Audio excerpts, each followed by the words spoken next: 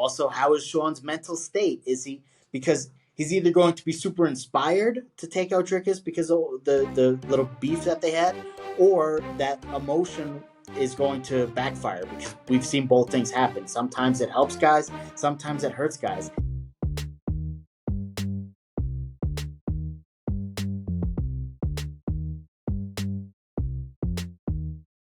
How you doing, fight fans? We are back with another episode of Insider Betting. My name is Timmy Shoes, head writer for InsideFighting.com, joined once again by our editor-in-chief, Jesse Rowe. Jesse, we've got UFC 297 on the docket. How you feeling, brother? Feeling great. This is a fight I've been looking forward to for a while now. I'm excited to see. I'm just excited to see where the Sean Strickland story goes here. Because whoever wins, it's an interesting story. It's a good storyline for the UFC, whoever wins. So I'm very excited. I'm a storyline guy, Timmy. I like to gamble, but I also like to follow I like to follow the story. So I'm excited. Well, that main event is certainly the best fight on the card, in my opinion. We're going to be looking at the top two fights, the championship fights. Is that your nice way of saying this card kind of sucks? Yeah. It does. Yeah. It does. And listen, the January cards almost always suck. Go look at the January cards for the past 5 years. None of them are really good. You know, I think Conor headlined one a couple of years. The last time he fought. All right, well, we'll see. The card is never going to be that good. These cards always end up being great. The cards that look bad on paper almost always end up having good fights. So, That's true. We'll see. There's too many Canadians on the card for it to be that good. But the first fight we're going to be looking at is a featherweight banger. I think this is the second best fight on the card. Arnold Allen is fighting Movsar Evloev. And Arnold Allen is coming off his loss against Max Holloway, if I'm not mistaken. He's a plus 160 underdog. Evloev is a minus 192 favorite. Jesse, give us your thoughts. Man, this is actually a very close one. This feels like a coin flip to me. I think it felt for a while like Arnold Allen was the guy that was going to fight, was going to get a chance at Volk. If it wasn't going to be Topuria, it was going to be Arnold Allen. He was really climbing up. He beat Dan Hooker. He was looking great, like a world beater. He was looking so good. Then he fought Holloway. I thought it was a good, valiant performance against Holloway. I know that he did some things where he didn't do himself any favors on the scorecard. I feel like he made some mistakes in that fight, but he came close. He clipped Max a few times, looked great. Evloev is interesting because he almost lost to Diego Sanchez. I mean, Diego Lopez. He almost lost to. Diego Lopez had Evloev nearly submitted. It was very close. He put up a great fight. That was the one that sort of shot Lopez into his little mini stardom situation that he's in right now. I feel like Arnold Allen is just uber talented. I really like his fight style. I think that he's kind of got a complete package. I think he can strike with you. I think he can grapple with you. I like the underdog. I feel like this is a really good underdog pick. I think Allen's going to get it done. And, I feel pretty comfortable with him in the odds. It's a close one. I don't love the pick, but I like Allen. Yeah, I agree that this fight is a lot closer than it is in the odds. Arnold Allen is a great bet. He's a guy who's really been held back by injuries, I think. So that is a factor. These are two really talented young guys. I think Arnold Allen is a good high-value underdog. I think he could knock him out. I think he's pretty much good everywhere, but I wouldn't be surprised if either of these guys win. Honestly, I wouldn't necessarily bet on this, just because I think the fight is a little bit closer. If you're going to bet on it, maybe just throw a couple bucks on the underdog because he gives you that high value. Do you think this goes to decision, or do you get a finish in this? Because there's also ways of just betting on finish or decision. I would, if I had gun to my head, I would say decision, because it's a 3-round fight. That's what I was These thinking guys are both tough. Yeah. It's a minus 330 to go to a decision. Oh, that's well, the there problem. You go. Usually you're the odds are telling you that. You're better on the money line. Yeah, exactly. I think you can do a same fight parlay, though. Right.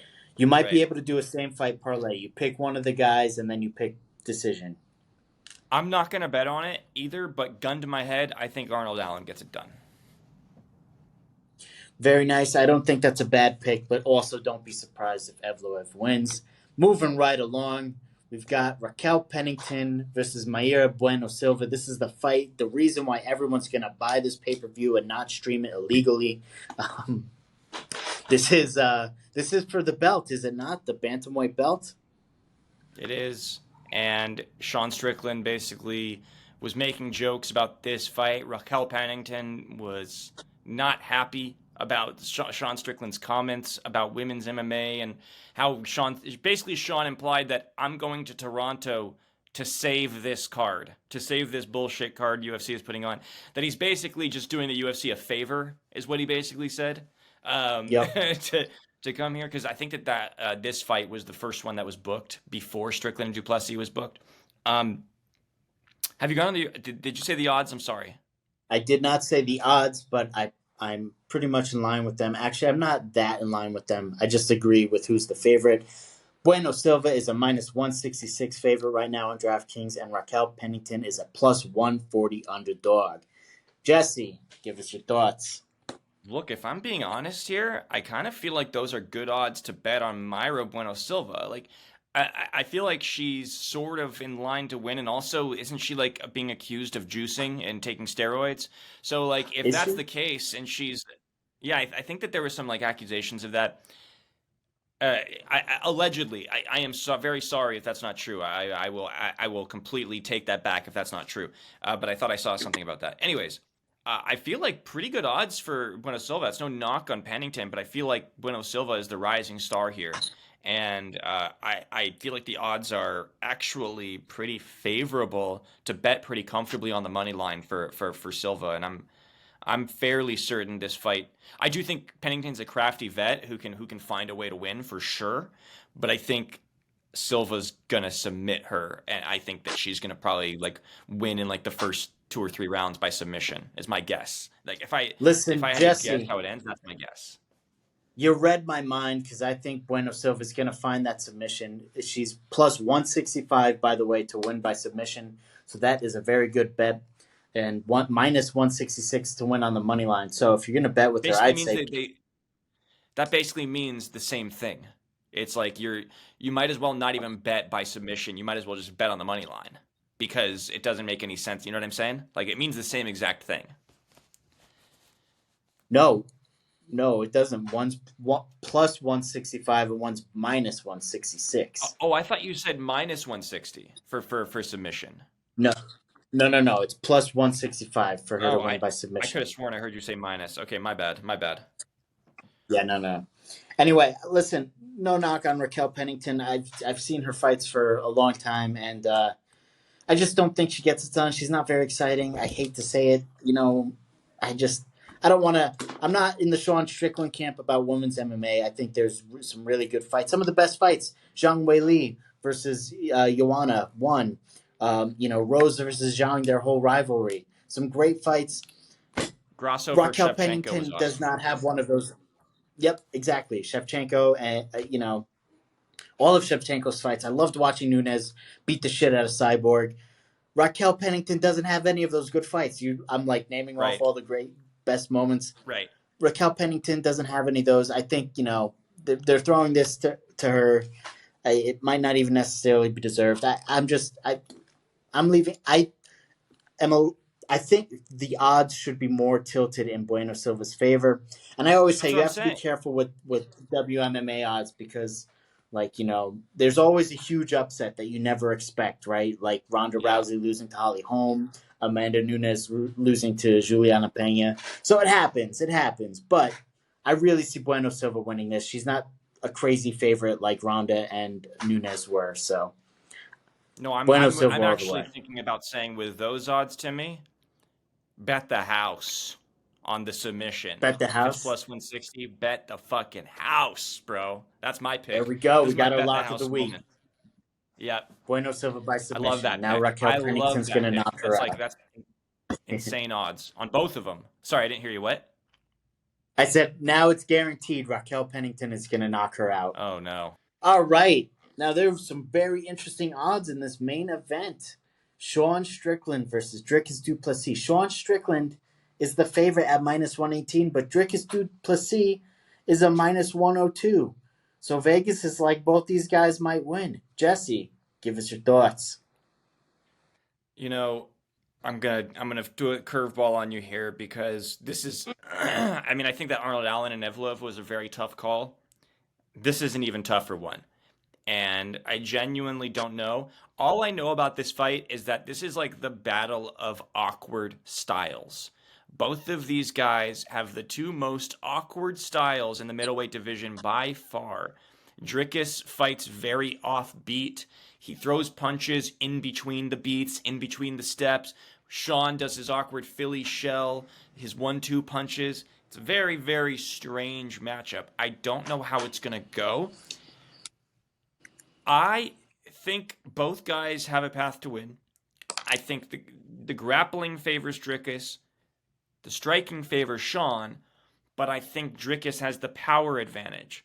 So because of that, I mean, Dricus basically knocked out Whitaker with a jab. Sean caught Izzy with like his best 1-2 right, straight right, and couldn't knock him out. I'm concerned that Sean won't be able to last the power of Dricus over 5 rounds. I think Sean has the cardio advantage over 5 rounds. It's like this is you have to split hairs on who's going to win this fight. I'm leaning Dricus, but I want you to give your pick, and I want to hear what you have to say before I decide for sure. There's two ways I see this fight going. They're not going to be. I'm not a genius for coming up with this. I think either Sean Strickland's going to outlast him in the cardio, and that's going to be the difference, especially in the championship rounds. Dricus is going to gas out. Sean's going to pour it on him, and he's just going to outlast him.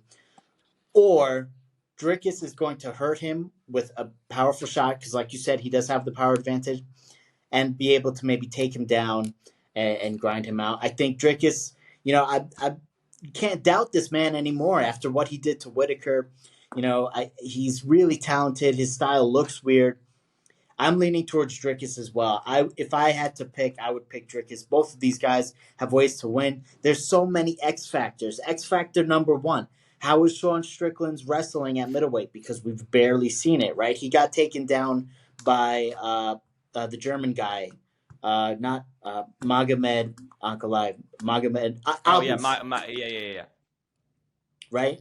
So, and Dricus has better takedowns than that guy. Also, how is Sean's mental state? Is he, because he's either going to be super inspired to take out Dricus because of the little beef that they had, or that emotion is going to backfire, because we've seen both things happen. Sometimes it helps guys, sometimes it hurts guys. And if I had to assume, Sean Strickland looks like the kind of guy that it would hurt and not help, honestly.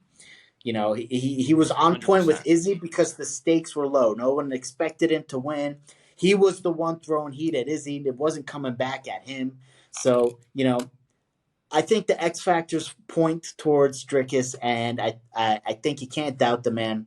I think we're going to see and new at the end of UFC 297. You mentioned that the fact that Dricus could gas out. That does factor in a little bit for me. But he did get the nose surgery, which was a big deal about people talking about his cardio, how he was sort of breathing heavy in all of his fights.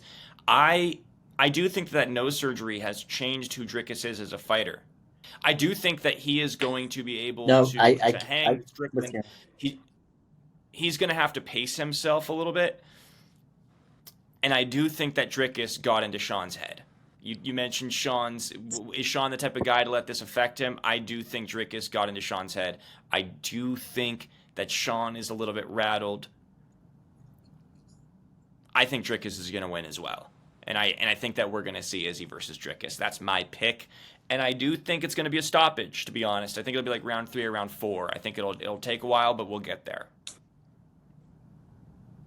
So I like it. And like you said, the way that Dricus throws punches is offbeat.